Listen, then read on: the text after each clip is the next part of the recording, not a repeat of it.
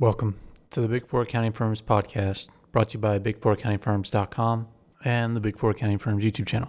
Before we get started, just wanted to remind everybody to support us if you have a chance or if you can. Even $1 helps, and we have a link in the description to a website called Buy Me a Coffee. It's just a way to donate to us and support us. Again, any amount is helpful so that we can keep putting out content. And there's also other ways for you to support us in the show notes to this podcast or on YouTube in the description. In today's podcast, I wanted to discuss a couple of comments from YouTube. One of the recent one was somebody that was avoiding burnout, or they were burnt out after busy season and studying for the CPA. And I think it's very important for people to avoid burnout. And sometimes it's hard because the days begin to blend together. One meeting turns into another meeting, and then your day's gone, and then you're already getting ready for the next morning's meetings.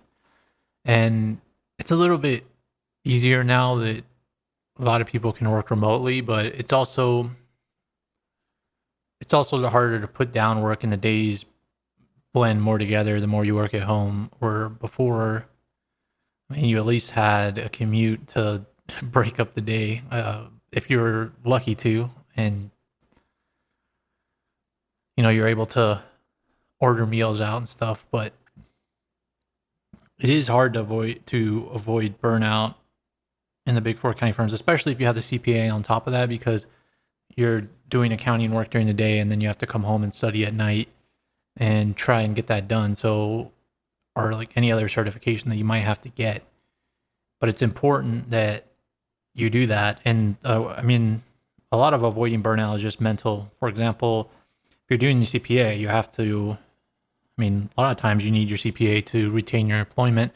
So you have to approach it from that perspective, but you also have to just take a bigger picture view on your career and why you're doing what you're doing. And I think that's why a lot of people might be leaving the Big Four, because they thought they were getting it for a reason. They didn't realize the amount of hours they work. They didn't realize how fast your life will go by if you don't pay attention, and especially the longer you're in, the faster things go by. At the beginning, it seems kind of fun because you're getting a paycheck and you're getting a bunch of raises and promotions, but the more you get along, the more it seems like the same old thing, and it seems like you have a lot of the same conversations year over year and the same instances, because there's really no time to, in my perspective, and I think a lot of other people's perspective, to like improve, get better, improve processes, really add value. It's a lot of putting out fires, and it's hard avoiding burnout if you just go day to day. But if you look longer term, figure out some goals for yourself, whether you want to become partner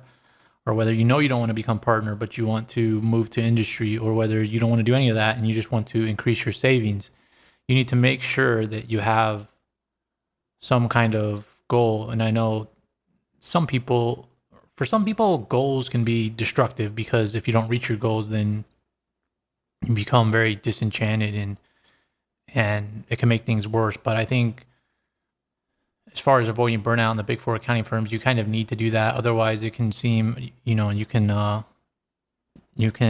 seems like you're not doing anything, because a lot of the Big Four accounting firms is same as prior year, same as last year. Sally, as a lot of people know. And so it just seems like you're a cog in the wheel. But if you go to industry, it's going to be the same thing. You'll have a little bit of more off time, but if you don't really have a purpose in your life, then you're still going to get burnt out. But if you have things outside of work that you like to do, then going to industry could potentially help you do that, but you're not going to move up as fast. But I think it's taking care of your mental health, and the Big Four are big into pushing that, but the way they push it onto you is inauthentic. They push a bunch of these apps, a bunch of these wellness programs, and they're all about meditation, and they tell you the same things. You need to take your own career and your own life into your own hands, and don't let the Big Four tell you what your life's going to be, because if you do that, then you're going to end up just becoming a better cog in the wheel for them. They're going to be like, oh, did you do your 10 minutes of meditation today along with walking around your floor with your coworkers? If so, we want to hear from you, and post it to your firm's social media page. You just won't be satisfied doing that thing doing that way. But if you take a step back, I mean, you should take a step back and just assess what you want. Don't get too crazy, so that way you don't put a goal way too far out ahead of you that you're not going to be able to reach, and then you just get frustrated with yourself when you're not making that progress. Because let's say, you want to make partner a certain amount of years, you want to get this type of promotion. If it's really hard in the group that you're in and you don't make it, then you're just going to, feel self-destructive. You're just going to feel very poorly. But make it reasonable. Like I would say, as far as goals in the Big Four accounting firms, I would always try and get a little bit more technical in a certain area, in like areas that you see your clients run into a lot, where a lot of people don't have answers, because that's where you're going to make the money. That's where you're going to make the money. You're going to make the money where not many people have the answers and the clients are looking for the answers. The places where you have to go to specialists, but you don't necessarily want to be a specialist in just one area. You want to be a specialist in multiple areas, because if you're a specialist in multiple areas, you'll be very valuable within the Big Four accounting firms. But also, if you go to industry, you're going to be that much more valuable. You're going to have more options. You're going to be able to work with the biggest companies in the world and keep moving up. And then another key way to avoiding burnout is make sure to take your time off. Don't be one of those people that you're super tough on yourself and you feel like you have to work all year round and people are really going to respect you and say that person is the 7-Eleven. They're open 24/7. I can go to them with any question, or they're available all the time, because you're not gonna get an award. You might get a little bonus here and there, but at the end of the day, you're gonna lose your sanity just for being available 24/7. You need to, as human beings, we all need to take time off of work, and you need to space it out too, because if you just take one period a year, then you're going to be burnt out multiple times throughout the year. So you need to, my advice would be stagger it throughout the year. I wouldn't necessarily take those 1 days off a week unless that really helps you out, because I think that's just wasting your vacation. You need to take like week periods at a time, but really take advantage of your days off.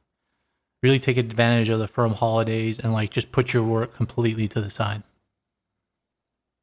And then I also wanted to discuss another comment that somebody commented on YouTube about yesterday's podcast regarding the mandatory retirement for Deloitte partners in Australia and that being done away with, and how instead they're going to performance manage partners. And then this person said if they performance manage partners, then Canada is going to have a lot fewer partners because they're promoting people in a faster timeline, in some cases 7 years. And I know that, I mean, it's not common in the US at least, but there are more instances of it.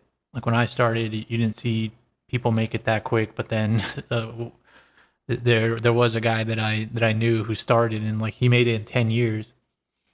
And then this person on the YouTube comment said that these people don't have any stories, they don't really have a lot of experience. And I would agree with that. The person that I know that made it within 10 years